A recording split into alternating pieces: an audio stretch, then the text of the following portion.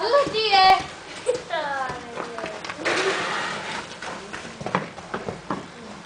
Hai, uite, că te ajut și fetele. Hai, să ne dăm amândouă. Hai, vii? Hai, uite.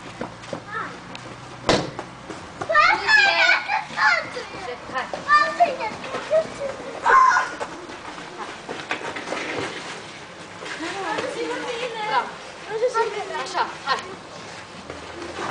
Trebuie să mergi singură, că eu caz cu tine. Te rog, Antonia. Că dacă mă ajuți... Da, te ajut. Deci, Andre, uite că scârție! Scârție!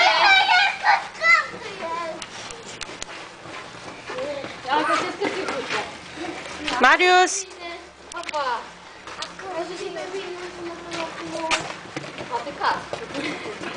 Hai.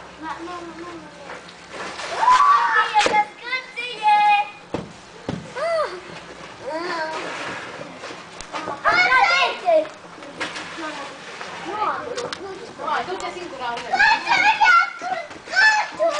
Hai, să vedem ce scârție, hai.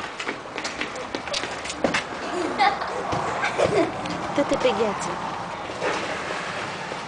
Marius! Marius, haide-te tu. Hai, Marius, repede, lasă-l.